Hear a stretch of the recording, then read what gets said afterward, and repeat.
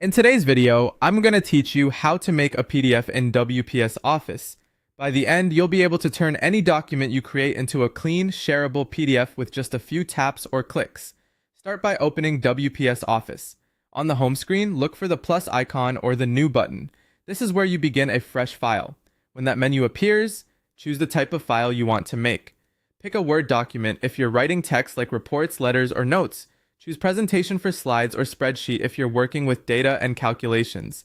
Selecting the right file type from the start makes the final PDF look exactly how you intend. Now add your content, type your text, insert images, and bring in charts or tables as needed. As you build, keep an eye on layout details like page size, margins, and orientation because PDFs preserve the look of your document. If your content spans multiple pages, use headings and spacing so it reads well once exported. A quick pass to align images and check font sizes here saves time later. When your document looks the way you want, open the Tools or Menu option. Depending on your device and layout, this might appear along the top toolbar or inside a three-dot menu. In that menu, select Export to PDF or Save as PDF. These options do the same essential job. Create a PDF version of your file, so choose whichever appears in your version of WPS Office. If you see any export preferences, such as page range or quality, leave them at default unless you need something specific. Next, choose where to save the PDF.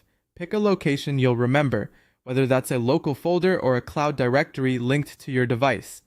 Giving your PDF a clear, descriptive name helps you find it quickly later. Consider including a brief title and date, and avoid special characters that some systems don't like. When everything looks good, tap Export or Save. WPS Office will generate the PDF and confirm when it's complete. That's it. You've successfully created a PDF from your document. A couple of quick tips as you wrap up. Consistent fonts and clear image resolution usually translate best to PDF, and keeping your margins standard helps prevent awkward page breaks.